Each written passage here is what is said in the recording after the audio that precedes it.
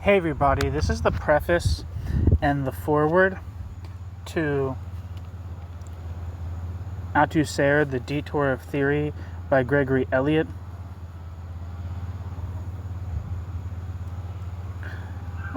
It's like the preface and like the foreword and the introductory stuff at the beginning of the book. To Louis Althusser, let us do him the duty which is the duty of every historian, of taking him not at his word but at his work. And the chapters include Chapter 1, The Amendment of Althusser, 2, A Recommencement of Dialectical Materialism, 3, Returning to Marx, A Reconstruction of Historical Materialism, 4, The Time of Theory, the Time of Politics, 5, The Question of Stalinism, 6, The Eclipse of Althusserianism, Conclusion, Unfinished History, Postscript, The Necessity of Contingency. I should say that the reason I'm reading this is because, a couple of reasons why I'm reading it. For one, I'm just reading a bunch of intros to a bunch of books I'm curious in reading, but the reason I'm curious in reading this book is that I've read Althusser's contributions to Reading Capital. I'd never read For Marx. But I feel like I read those things and quite didn't, and I've listened to the recordings that I read when I read those things, and I still feel like I kind of like struggle to grasp what he's going for, especially considering that I'm pretty ignorant about like some of the people that were influential on him, like Gaston Bachelard and Canguilhem, even Foucault, just kind of like the broader milieu of the social sciences and humanities of like post-war France. I'm not particularly astute to, and I think that's where he draws a lot of his reference and a lot of the language and just a lot of the kind of like ways he talks about the things. Lacan as well. I'm not particularly versed in Lacan, so I feel like I need to read some secondary literature on Althusser if I'm trying to grasp what his particular interpretation of Marx and Marxism was. So that's why I want to read this book. I've read some things that were more like critical of Althusser. For instance, I have the History and Structure by Alfred Schmidt on this channel, which is very interesting. But still, I'd like to. I feel like I need to read some more. I don't know, and I don't know what this book will be about at all. I'm pretty ignorant of what this book is even about. But I think it'll give us some. More context for Althusser for his thought. And he was kind of like Althusser, if you're learning about post-war Marxism, whether positive or critical, Althusser is an extremely important reference point across the board. So yeah, that's why I'm reading this. So first, the preface to the second edition. Quote, never apologize, never explain, end quote, runs a familiar adage. The appearance of a second edition of Althusser, The Detour of Theory, close on 2 decades after it was originally published, calls for a few words of explanation and apology alike.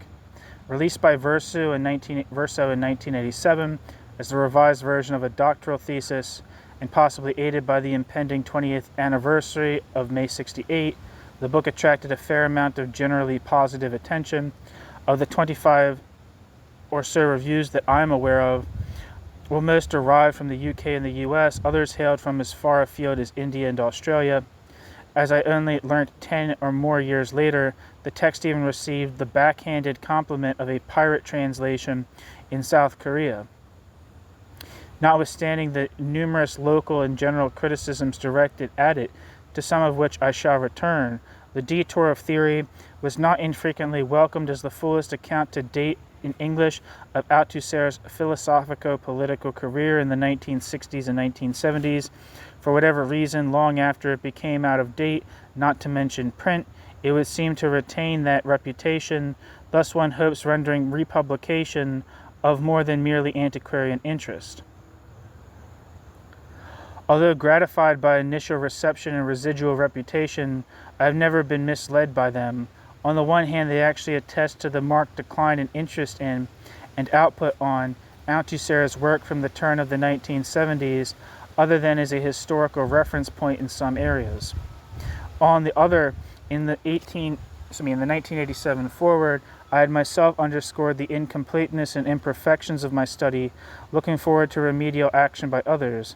With the gradual emergence of a posthumous edition of Althusser's writings from 1992 onwards, which soon dwarfed in quantity, if not quality, what had been published in his lifetime, the need for a new synthesis, rendering these pages redundant, became increasingly apparent. After 1987, I continued to work intermittently on Althusser, whether as editor, author, or translator, and for some years projected a comprehensive intellectual biography, taking the story back to the 1940s up to the 1980s, which I began to read for in 1995 to 96. A combination of factors led me to desist.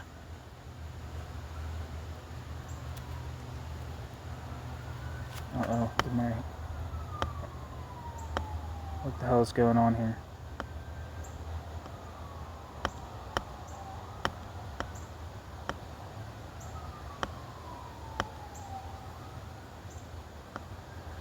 Sorry, hold on 1 second. My computer just farted in my face.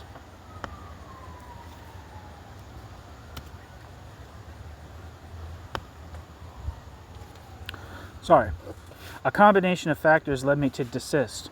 Of these, the most salient was a sense that the undertaking lay beyond my powers, that it was indeed, as anticipated in 1987, quote, another story for a different teller, end quote. For a start, there was the sheer size of the task, which would have necessitated investigating the mass of unpublished material out of the Institut Mémoire de l'Édition Contemporaine, as well as mastering the new primary and secondary published literature in all the main European languages and others besides. As if this was not sufficient deterrent, it would have involved revisiting in depth and detail a whole range of topics, Hegelianism or communism, Spinozism or post-structuralism, on which, as I am acutely conscious, as readers will soon see for themselves, I all too often pronounced in mes connaissances de cause, with the misplaced confidence of youth. Finally, better qualified candidates for the endeavor were duly entering the list, with a much surer grasp of intellectual terrain onto which I had ventured more or less ill-equipped. As for the Detour of theory itself,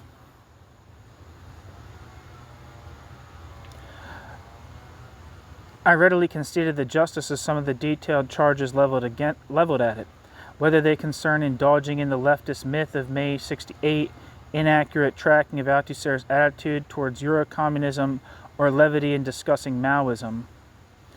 Others I find less compelling, for example, cavilling at the attempt to periodize Althusser's thinking, which seems to me premised on a philosophical subtlety not obviously serviceable to an intellectual historian. Above all, however, the underlying problem with the text below was identified at the time by at least two reviewers, Joseph McCarney and Peter Osborne, probing the category of, quote, anti-Althusserianism, end quote, which I had encapsulated my critical orientation. The latter suggested that, quote, it is not ... so easy to be, quote, anti-Althusserian, end quote, without being for Althusser, end quote. Osborne. Quite. The problem of the appropriate historical evaluative criteria to employ was badly posed and falsely solved by counterposing the overarching emancipatory effects of Althusser's intervention to the various misdirections in his reconstruction of historical materialism. Implicit in this modus operandi was a certain broadly Deutscherite conception of Marxism, index falsi as it were, in the light of which I declared for and or against Althusser on any particular point, from the sublime to the ridiculous. Say Lenin to B.H. Levy, and B.H. Levy being like a he was a Maoist, and then he became, I think, associated with the New Philosophy or whatever, the Nouvelle Philosophy, that's what you say, in France. Kind of, to my understanding, kind of like Cold War-y liberal kind of thinkers, but I'm not sure exactly if that's accurate. Following the geopolitical earthquake of 1989 to 91, and in the utterly changed context of the present, what remained an unresolved issue 20 years ago constitutes a profound enigma to me today, revolving around not only what to be for or against an Althusser and how, but the whys and wherefores of the very operation. My misreading of Althusser's political stance in the second half of the 1970s helps illustrate the wider dilemma.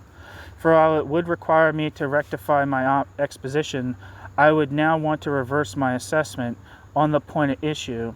In 1987, I construed Althusser as gravitating towards, quote, left Eurocommunism, end quote, in the debates in the French Communist Party over the dictatorship of the proletariat, and reproved this departure from Leninism. Were I rewriting the book today, while registering remaining ambiguities likely to have occasioned his immediate expulsion from the Comintern in Lenin's day, I would regret Althusser's failure to break out of a disabling orthodoxy. It may safely be left to others to judge whether this is tantamount to peremptory inconsistency. Meanwhile, insofar as it has awakened me from a dogmatic anti-Hegelian slumber, recent acquaintance with the stimulating work of various Italian Marxists, in particular Domenico Lacerda, a Stalinist piece of garbage, and Costanzo Preve, has only served to exacerbate the problem.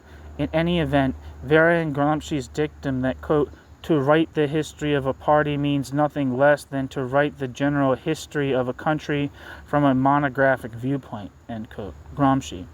I now strongly incline to the view that to write the intellectual biography of Louis Althusser would almost mean nothing less than writing the general history not just of French Marxism, but of Marxism tout court, and, what is more, communism, from a monographic point of view.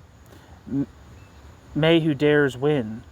Considerations such as these explain why I have not sought to revise, let alone recast, the Detour of theory. Accordingly, this second edition, kindly solicited by Sebastian Budgen and his fellow editors of the Historical Materialism series at Brill, differs in only 3 respects from its predecessor. First, in retyping the original text to align it with house style. I have taken the opportunity to revise quotations and references where material unavailable in English in the 1980s has subsequently been translated, but some emendation of punctuation and spelling aside, have resisted all temptation to alter the numerous stylistic and substantive points that caused me to blush or blanch as I reread what I had written in 1985 to 87. Secondly, I have updated and hence very significantly expanded the bibliography of Althusser's published writings, happily consigning to Althusserian aficionados the pleasure of correcting and completing it. Lastly, and most importantly, I have added a long postscript whose dedication speaks for itself, in which I seek to take stock of the posthumously published work, with side glances at some of the contemporary secondary literature, largely distilled from texts published at various times in the 1990s in Economy and Society, Radical Philosophy, Rethinking Marxism, the Edinburgh Encyclopedia of Continental Philosophy, and the introduction to the English edition of Althusser's Machiavelli and Us, and all of whose editors I am grateful. The postscript manifestly does less than justice to the rich complexity of its subject matter, and, if it has not already been, is doubtless set to be superseded at some point in the near future. To close, as I began, with a related adage, readers of this, quote, trauma biography, end quote, will know of Althusser's fondness for de Gaulle's dictum, l'avenir du long terme. What the hell is that?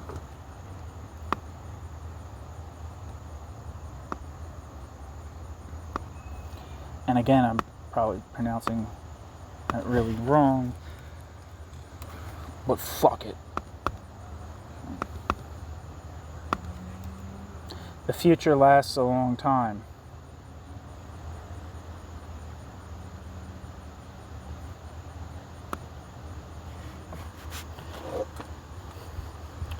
This is what that translates as. As they prepare to turn the page and therewith turn back the clock, they can rest assured of one thing: however long the future lasts, this will, for better or worse, be my final written word on the subject of Louis Althusser.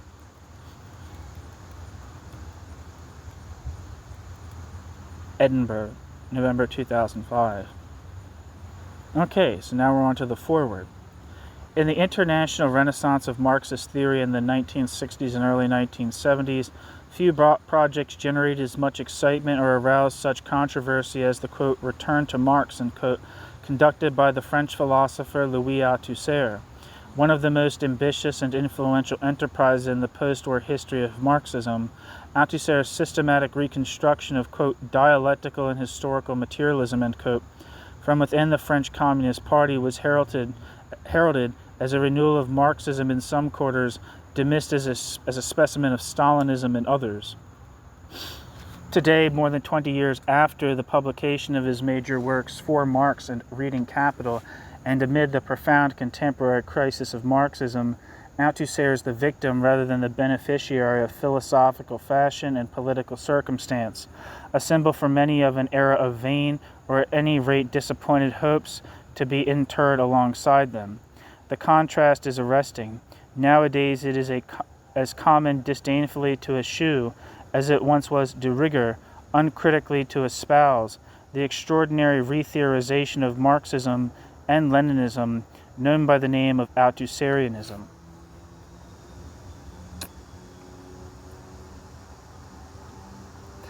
In his own country, the scene of Althusser's success de scandale 2 decades ago, Althusser is practically a, quote, dead dog, end quote.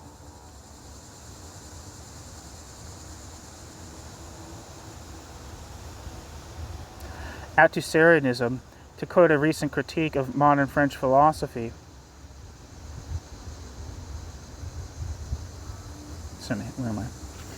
Althusserianism, to quote a recent critique of modern French philosophy, quote, seems very dated, and like the Beatles' music or Godard's films, inevitably evokes a recent but vanished past, end quote. Ferry and Renan, 1985. Why?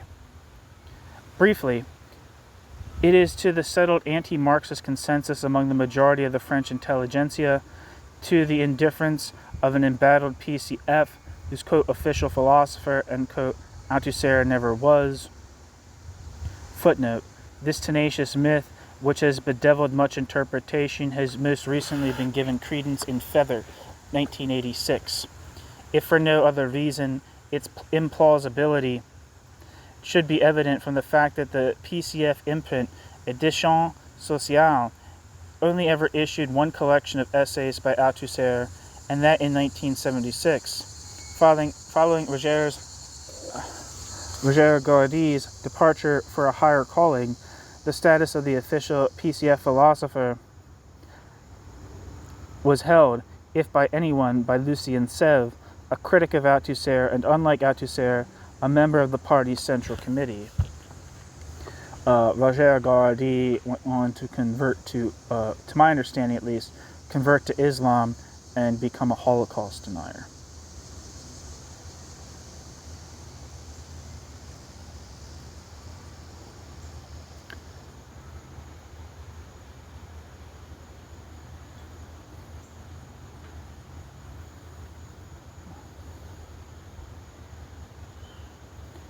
End footnote. By the end of the 1970s, an anti-Marxist turn in France was complete, part and parcel of a recessive pattern in Southern Europe generally, whose matrix lay in contemporary political history, the discrediting of alternatives to Soviet, quote, real socialism, and, quote, abroad, above all in Maoist China, and the momentous defeat of the European workers' movement at home, in France and Italy, in Portugal, Greece, and Spain. And it was not to be reversed. Thereafter, the debacle of Gallo-communism rapidly being compounded by the ignominy of French Eurosocialism. Since 1975, the whole intellectual landscape of France has undergone alteration under the impact of its unowned data weaknesses. An inclement history, philosophical challenges, and a concerted ideological campaign. Marxism, a paradigm which had enjoyed enormous prestige since the liberation, has been reduced to marginal status. There are signal exceptions to the rule of apostasy in these years. One thinks of Henri Lefebvre, Maurice Godelier, Etienne Balibar, and yet they prove it as, one after another, 1960s rebels have succumbed to disillusionment, bidding adieu to failed gods, bonjour to new ones.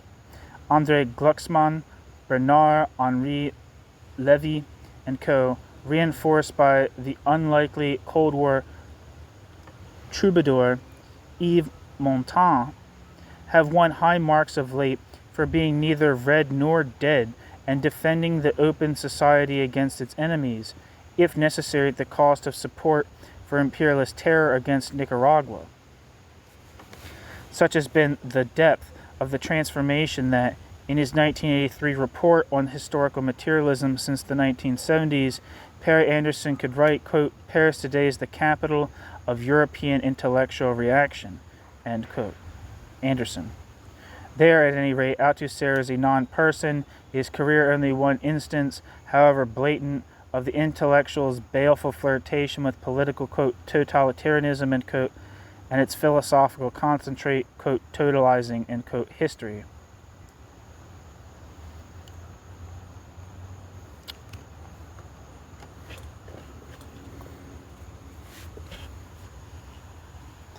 What of Althusser across the channel? Here, too, the, quote, anti-Althusser bandwagon, end quote, has been rolling in the changed political conjuncture of the last decade. First introduced by New Left Review in 1967, footnote, see New Left Review 1967 for commendatory editorial comments prefacing the translation of Contradiction and Overdetermination. Is that a chapter from 4 Marx? I'm not sure. Anyway. Althusser's reception in Britain following the appearance and translation of 4 Marx, 1969, and Reading Capital, 1970, was initially quite favorable. Indeed, Althusser's work temporarily enjoyed something of a vogue, having a considerable impact on the sizable Marxist intelligentsia thrown up by the contemporary radicalization. Yet this in turn prompted a counter-reaction when the heady days of the late 1960s gave way to doldrums, then the depression of subsequent years.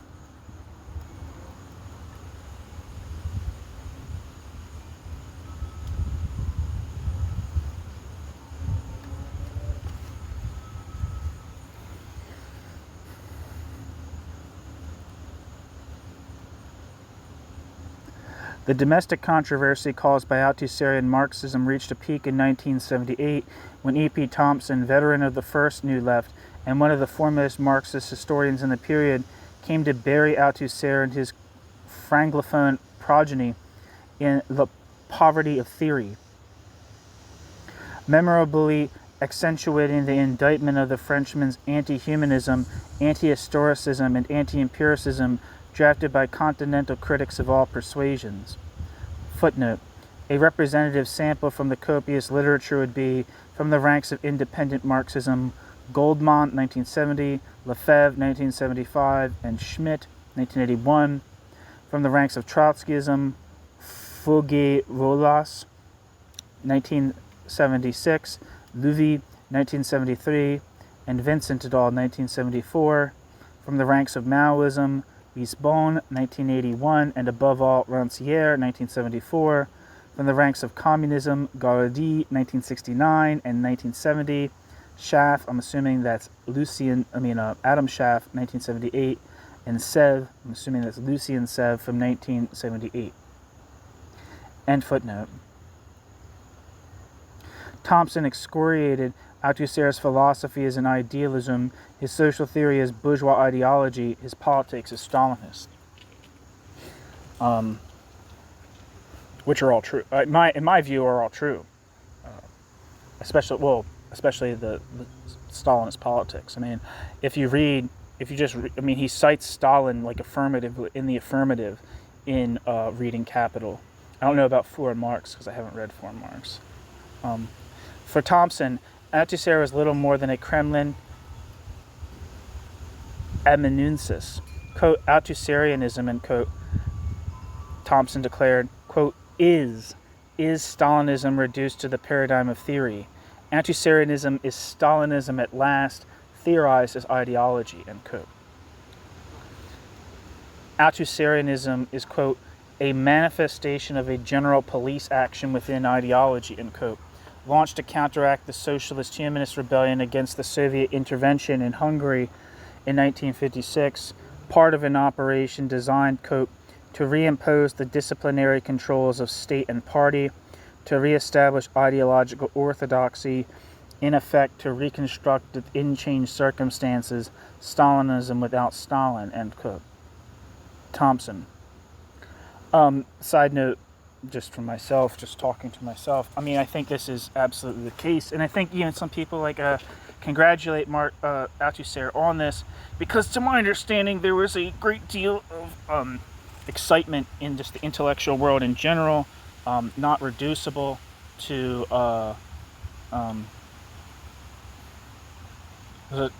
not just reducible to people who would have been into Marx anyway, but even within certain Catholic and other theological intellectual milieus, there was an interest in the young Marx and kind of a focus on the humanism of the young Marx without giving too much attention to the critique of political economy. That's at least my understanding of it. And that it is true that the humanist aspect of Marx definitely was frowned upon by large swaths of the mainstream of the intelligentsia, or the mainstream of the you might call it, to use an Althusser term, the ideological apparatus, or what's it, ideological state apparatus? I don't know. I don't need to reference Althusser there, but just within the Eastern Bloc, for instance, within the Marx, within I think even within the Mega Two, and in the GDR and stuff, a major hostility to thinking about Marx as a thinker of humanism and freedom, and the critique of alienation was something that they viewed with a great deal of suspicion, in my view, for pretty obvious reasons about the social content of Soviet society. But if you're interested in that kind of thing, and interested in this kind of context a bit about the intellectual climate of this period, I was just listening to a piece that's from that I have on this channel, by Irving Fetcher, who wrote a very important book, Marx and Marxism. And he has passages in there about, not passages, but whole chapters in there about the attitude to the 1844 manuscripts and the theories of alienation and humanism and historicism within the Eastern Bloc, right? And which would have been especially, I think they communicated a little more together in the case of the GDR and East and West Germany, because they shared the same language, so it would have been easier for them to communicate with each other a little bit. At least that's my understanding. But there's a whole debate about, there's a whole thing of in that book anyway, in that Irving Fetcher book, it very much demonstrates that there's a very serious hostility to the young Marx in orthodox Soviet Marxism in the post-war period. Anyway,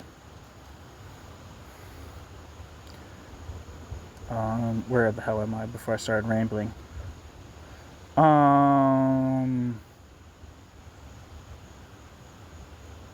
Althusserianism is, quote, a manifestation of a general police action within ideology, end quote. Thompson. Launched to counteract the socialist humanist rebellion against the Soviet intervention in Hungary in 1956. Part of an operation designed to, quote, reimpose the disciplinary controls of state and party, to reestablish ideological orthodoxy, in effect to reconstruct within changed circumstances Stalinism without Stalin, end quote. Thompson. Footnote, a similar line is pursued by Simon Clarke in his 1980, I think there's a book titled One-Dimensional Marxism, which is a critique of Althusserianism published in the UK, that Simon Clarke, of Open Marxism fame, of the Congress, is it conference? I think it's conference, actually, of socialist economics in the UK, out of which the Open Marxist tradition, Bonafelt, John Holloway, Richard Gunn, people like that emerged from. And if you're interested in that, Simon Clarke's tradition, check out the pieces by Simon Clarke on his channel, but also the book by Christos Mamos on Open Marxism. Anyway,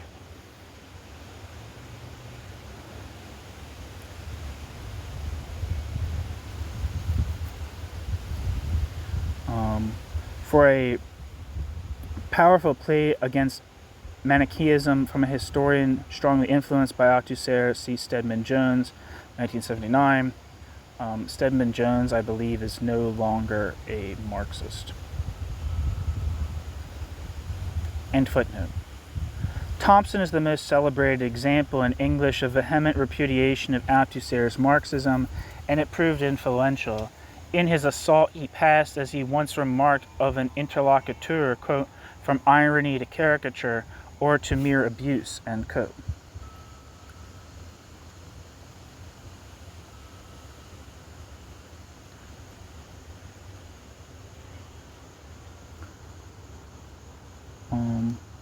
The last footnote that I read, see, this is something, this is actually a thing I was thinking about earlier, just for book design.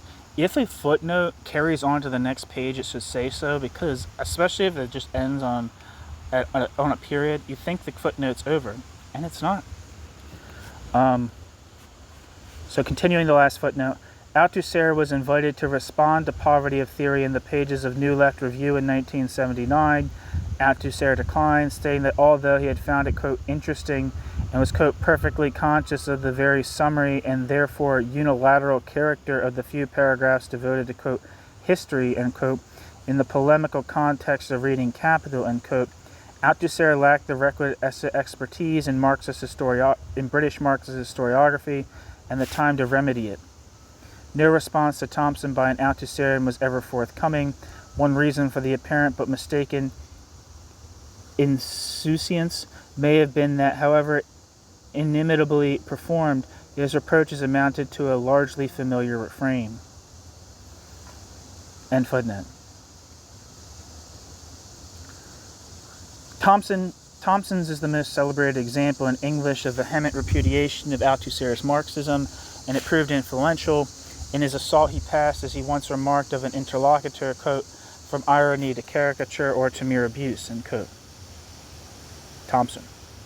Though directed at the French philosopher, Thompson's animus was probably primarily provoked by the distinctive brand of English Althusserianism associated with the sociologists Barry Hindis and Paul Hirst. Barry Hindis and Paul Hirst's early work had represented an attempt to domesticate a version of Althusser's system to the exclusion of almost everything else as the apogee of scientificity.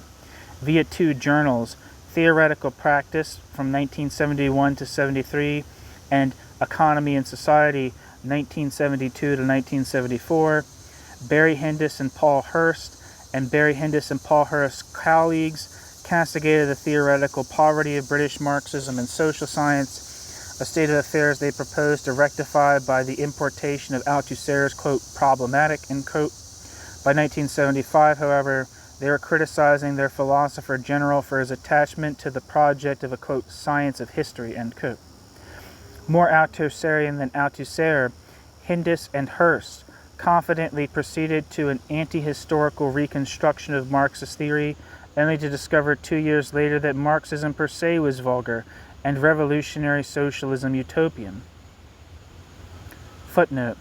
For this evolution, see Hindus and Hurst, 1975 and 1977, and Cutler et al., 1977-78.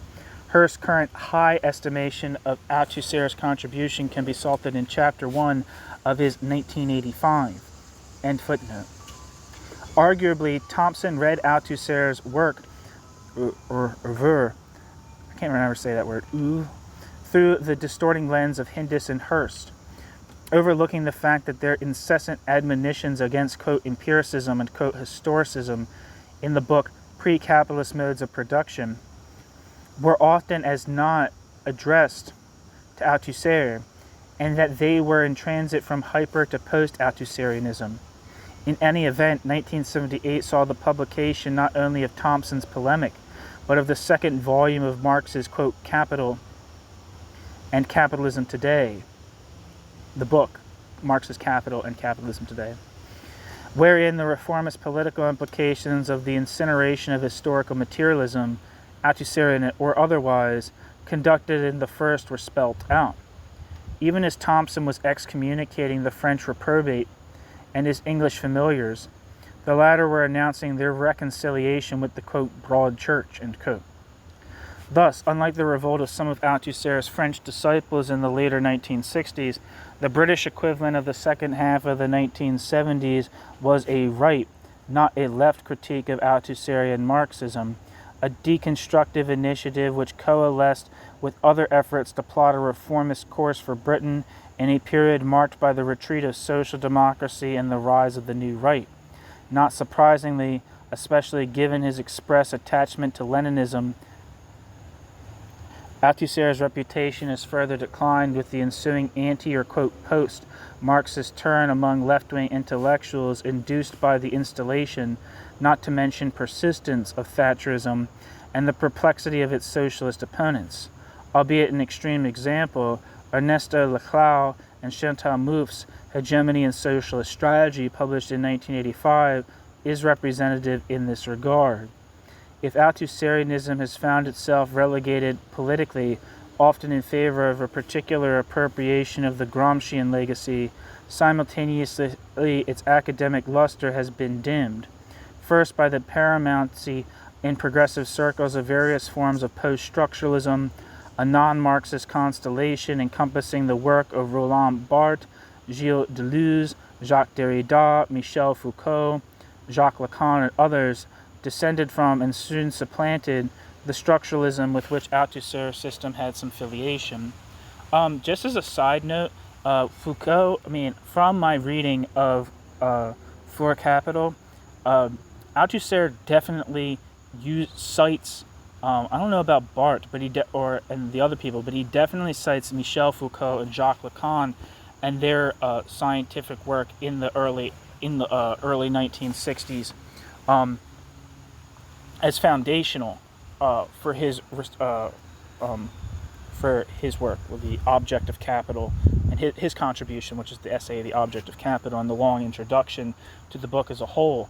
He definitely cites Jacques Lacan and Michel Foucault as important. So that kind of, that relationship is not absent, as I feel like that sentence might seem to suggest.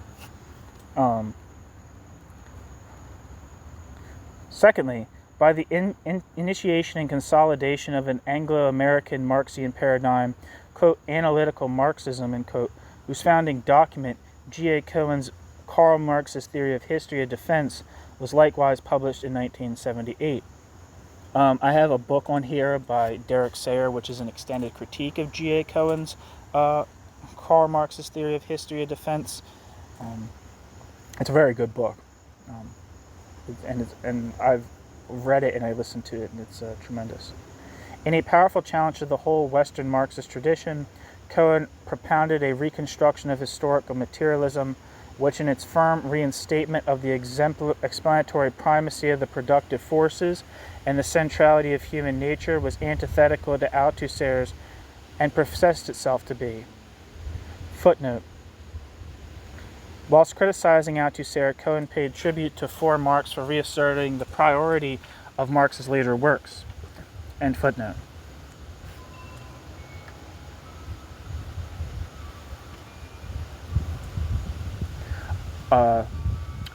As a side note, though, it's important to say that, and I feel like this, like the critique of political economy, was the later works were important also for people in the so-called Western Marxist tradition. Lukács, less so Karl Korsch. At least to my understanding, I can't be wrong about Karl Korsch. Definitely Lukács, and definitely for the Frankfurt School, who put more emphasis on the fetish concept than other people, which is a concept of the later works, and especially for Adorno, his critique of like exchange. If you're interested in like kind of like in that history, check out the piece I have on this channel by Dirk Braunstein, which is titled Adorno's Critique of Political Economy. I do agree. I do think that it is true especially if you're like, I feel like, to my understanding of Gramsci, obviously I'm not an expert on him, but like I don't think the Critique of Political Economy, Marx's the 3 volumes of Capital, is particularly important for his work. But then again, he was kind of dealing with more political questions, right?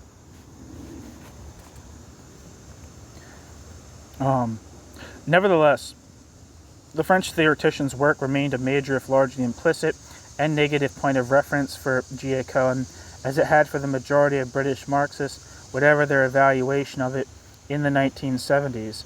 Yet having contributed to the revival of Marxism in Britain, and having stimulated a widespread discussion of historical materialism, Althusser is largely absent from current Marxist debate, the high ground of which is occupied by an analytic current that has declined critical engagement with Althusser. I would say that tendency, it seems like it has some certain residues in some places, but I don't think anyone in the analytic who is part of like the so-called analytic Marxist tradition is even engaging with Marxism anymore. But yeah. Anyway.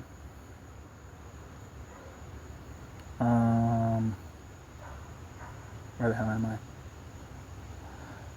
Marxist debate, the high ground of which is occupied by an analytical current that has declined critical engagement with Althusser, and his attitude to Marxist doctrine is very different from what it was 10 years ago. Footnote, see for example the prefatory remarks by John Elster in his 1985, and John Romer's comments in his 1986. Yeah, I don't think any of this is written in 1987. I think all those other people have kind of like walked away from even. I don't think analytical Marx. I mean, maybe I'm wrong. I'm just stupid, but it seems like analytical Marxism is kind of dead. And there's way more critique of its kind of like epistemological foundations, which takes a lot of like marginal utility theory and just kind of like what you might call like classical bourgeois sociology or liberal sociology for granted. Tries to establish Marxism on foundations of things like game theory, for instance. And analytical Marxism is also typically associated with market socialism, and also, to my understanding, at least of it, is kind of like a very normative interpretation of Marx about like the goodness of equality and things like that. That's just like my very superficial understanding of analytic Marxism.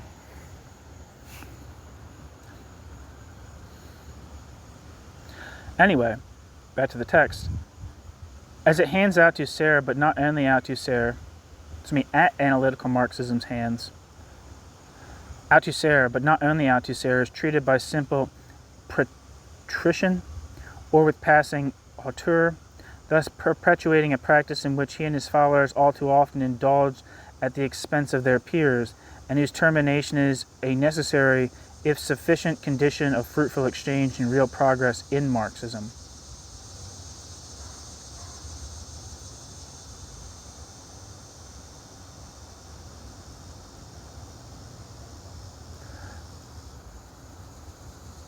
Footnote. For examples of the latter, see Wood 1981 and Elster 1986. With these might be compared Cohen's own comments and the generous review of his book by a pupil of Althusser's, Locke 1988. End footnote. The back cover of The Poverty of Philosophy had invoked Marx's consignment of Proudhon to, quote, oblivion, end quote, in the 1847 polemic whose title Thompson's own echoed. It may be doubted whether Thompson is single-handedly responsible, but in the intervening years, Althusser has indeed become something of a historical curiosity. Althusser's work consigned, whether by humanist, post, or analytical Marxists, to what one historian of French Marxism calls the, quote, through the trough of oblivion which accommodates old news before it is resurrected as history, end quote. Kelly, 1982.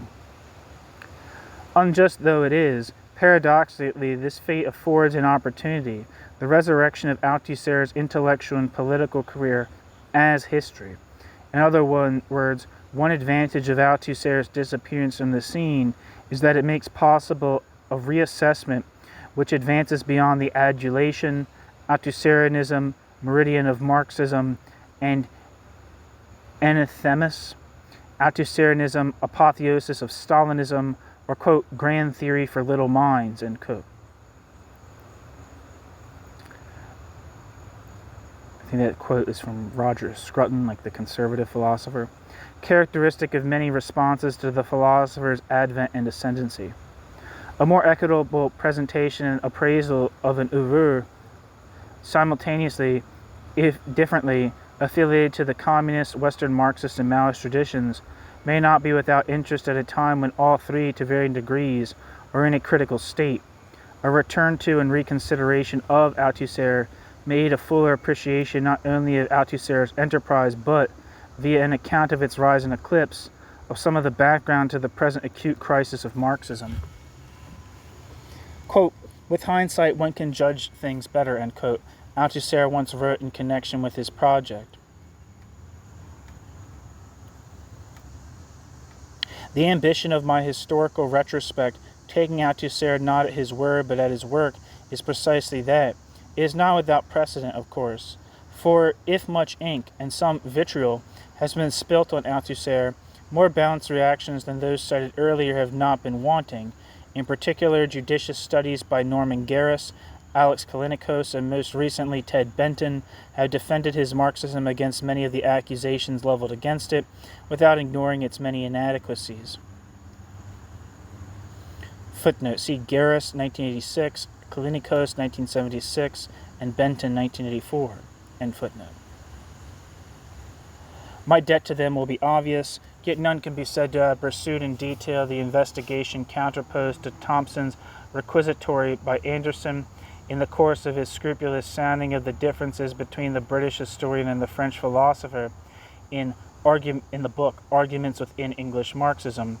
Rebutting Thompson's wilder allegations and misrepresentations, Anderson reminded him that, quote, any historian, Marxist or non-Marxist, should know that the political character of a body of thought can only be established by a responsible study of its text and context, end quote. Perry Anderson. The inattention of Althusser, the Detour, the intention of Althusser, the Detour, the introduction to the book I'm reading, or the book that I'm reading the introduction to, is twofold. First, to extend the commentaries of such authors as Garris, Kalinikos, and Benton, and in particular to attend at greater length to the latter, more directly political phase of Althusser's career. Secondly, to elaborate the research program signaled by Anderson, that is, respecting Althusser's own request, to study his texts in their context as the prerequisite for an evaluation of them. To these ends, I draw on writings unavailable to or neglected by other English commentators, and on information derived from interviews.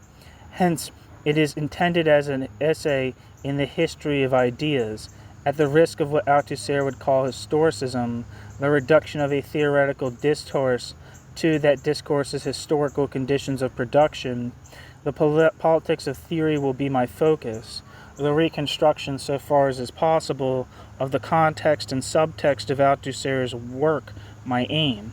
If emphasis on the non-theoretical conditions of existence of theory and analysis of its subspecies temporis are historicist, then this book willingly stands condemned. For although much of it is given over to textual exposition and criticism, it proceeds in accordance with the view that a Marxism of Althusser's, as of any other Marxism, requires the kind of conjoint external and internal history whose protocols have been set out by Anderson. A historical critical account, it at least aims to avoid two common approaches, hierophantic theoreticism and virulent travesty. So much for what this book is, or hopes to be. A word is also in order regarding what this book is not. No reader already acquainted with the subject will fail to notice that it is a far from exhaustive survey. Aside from space constraints, its incompleteness can in part be explained by the simple fact that it is still too soon to write a definitive study of Althusser's career from 1945 to 1980. Too much information is lacking, too many texts remain unpublished for such a project to be feasible. Yet even were it to be, I would not be qualified to execute it, for the imperfections of my study are also attributable to authorial failings, an inability to cover Spanish, Italian, and German debates, for instance, which inevitably renders my account partial. Accordingly, Althusser, the Detour of Theory, is offered for what is a provisional work, an interim report on research in progress. It will have served its purpose if it makes Althusser accessible and interesting to new readers, and if it encourages others to return to Althusser and remedy its shortcomings. Also falling outside its purview, appearing only in the margins, is the private drama which accompanied and affected the intellectual and political endeavor analyzed here, and which cannot be totally passed over in silence.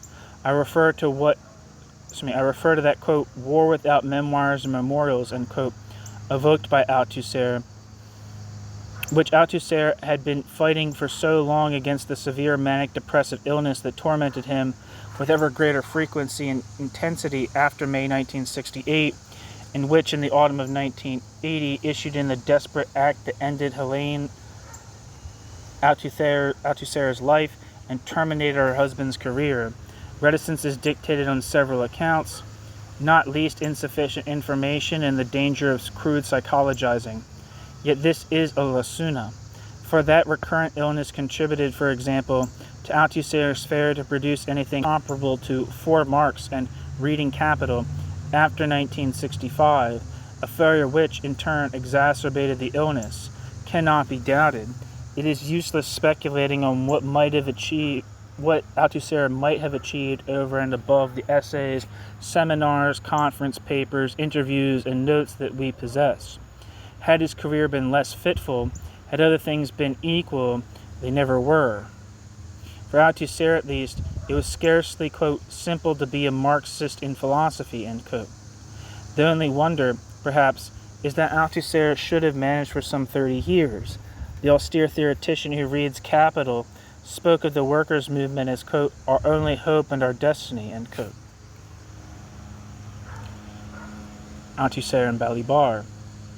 Deprived of that hope, Louis Althusser's destiny was to be a tragic one, but that is another story for a different teller. Footnote. Meanwhile, see Carroll, 1980, an article unusual for recounting some of the career and qualities of Helene Althusser, Johnson, 1981, Macciocchi, 1983, Passam, and Rudinesco, 1986. Rudinesco provides the most precise information yet on Althusser's illness and its treatment, refuting the legend that he was analyzed by Jacques Lacan. End footnote.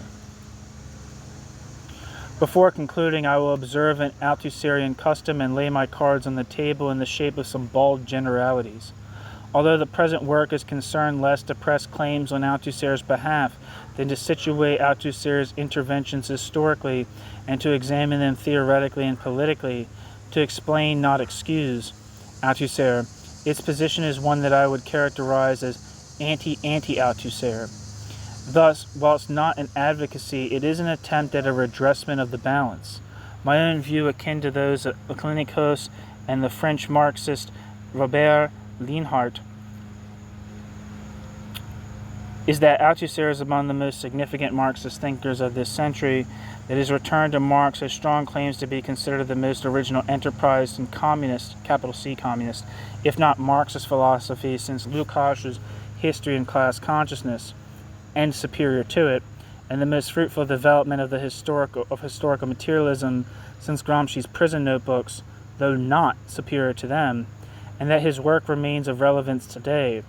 Nevertheless, there is no question of recommending a reversion to this Marxism pur et dur. For these reasons. First, because of its inherent inadequacy, the numerous intrinsic defects considered in the pages that follow, which render it unsustainable. Secondly, because of its exclusivity vis-a-vis the rest of the Marxist tradition, with the exception of Marx, Lenin, and Mao, and Stalin, should have added that, now being no time to indulge any of its representatives in an ultimately self-subversive certitude in the exclusive superiority of their own optic and idiom. This is not to recommend indiscriminate, uncritical approbation or synthetic, superficial reconciliation, but a practice of discrimination and evaluation that are conducive to a common socialist culture, rather than a set of competing intellectual sectarianisms. The third reason is Althusserian absolutism. The cause defended by Althusser some 20 years ago, the axiomatic scientificity of Marxism, cannot be championed today. My conviction is that Marxism can and should be defended against those detractors for whom it is a useless passion, or worse, that to take the case of France, Goldman is infinitely preferable to Glucksmann, Lefebvre to Levy, Sartre to Sollers,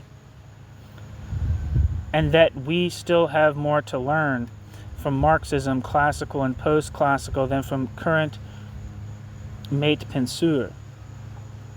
Yet the crisis of Marxism and concomitant twilight of Western Marxist idols cannot be attributed solely to panic reactions among fashion-conscious intellectuals to the vicissitudes of contemporary history, as if its status was unaffected by them. For Marxism was precisely proven fallible in the face of the intractable questions and tests posed it by the 20th century. Theory proposes, history disposes? ? Not exactly. Historical materialism will only be superseded as a research program when it has been improved upon, and it has not been thus approved upon. But if recent deconstructions of it have often been sheerly destructive, both politically, in reinventing capitalism in the act of reconstructing socialism, and intellectually, mistaking a pseudo-radicalism for a defiance of Western metaphysics, Marxism is in need of renovation and substantial development if it is to aid the socialist project in the future. Pending their outcome, which cannot be predicted, Jean-Paul Sartre sometime Marxism faute de mieux, footnote, Sartre's gloss on some pertinent remarks by Merleau-Ponty, and footnote, is a more salutary maxim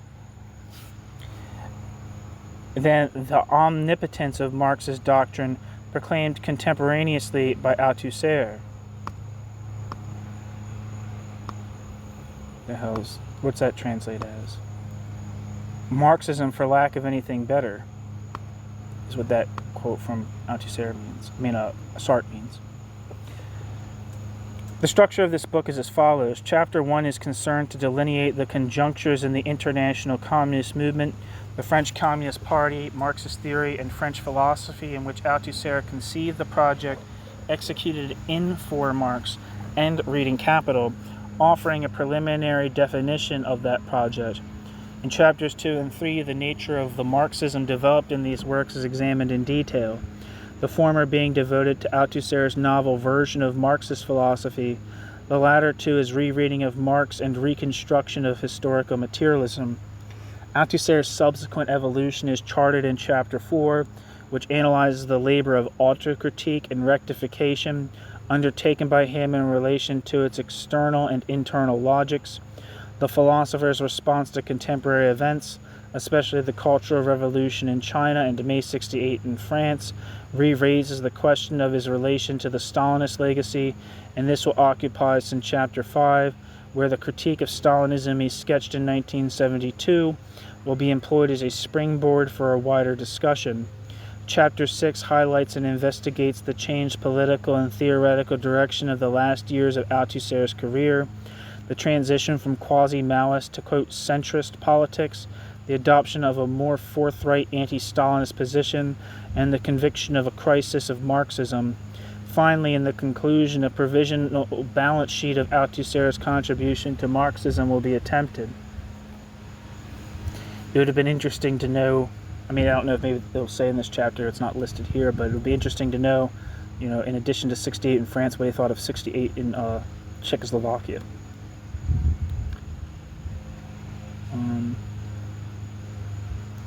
It only remains to acknowledge the enormous contribution made by others over the last 5 years.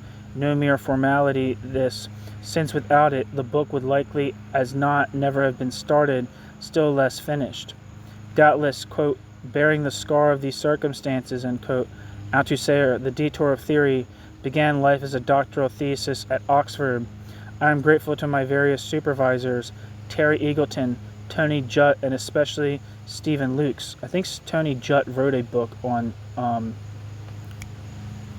French Marxism. And especially Stephen Lukes and Alan Montefiore, and their encouragement in guiding it to a conclusion. To Tony Dodd and Alex Kalinikos for the invaluable support in the early stages. To the professors G.A. Cohen and Douglas Johnson for the sympathy which they examined it in me. In the course of the research, I had the good fortune to meet and or correspond with several participants in the history it treats: Etienne Balibar, Maurice Godelier, Jean-Jacques Leclerc, I don't know how to say that name, Lecercle, Robert Linhart, Graham Locke, and Peter Schuttler.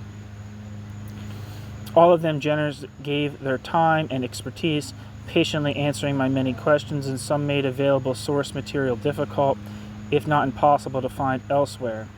Throughout, I was able to call upon the great erudition and generosity of Perry Anderson, and to my, and I hope, the text benefit. A second draft completed, I was lucky to find in Norman Garris, and particularly Michael Sprinker, meticulous readers whose kind advice had been of considerable assistance in revising the manuscript for publication. I am also indebted to Paul Comack, Bambina Carnwath, Rob Scrafton, and especially Gyeonggi Vig Anderson for their respective translations of Spanish, Portuguese, Italian, and Hungarian text of Althusser's, to Patrick Calamer for making my own from the French more presentable, the staff at Verso, past and present, for all their help, to Chris Bertram for his painstaking work on the proofs, to Neil Belton for last-minute editorial reassurance, and to Pierre Machuret for unwittingly supplying me with a subtitle. If possible, I have inadvertently neglected to thank anyone, I apologize. One thing is certain, such demerits, errors, injustices, and so on as survive are solely my responsibility. My final debt is difficult enough to calculate, impossible to repay. I hope Sarah Baxter will accept my heartfelt thanks instead. But last but not least of the things I owe her is that she will understand why this book is dedicated in gratitude and solidarity to a French communist, partisan, and artisan of Marxism, whom its author has never met. Gregory Elliot, London, 1st of June, 1987. Thank you so much for listening.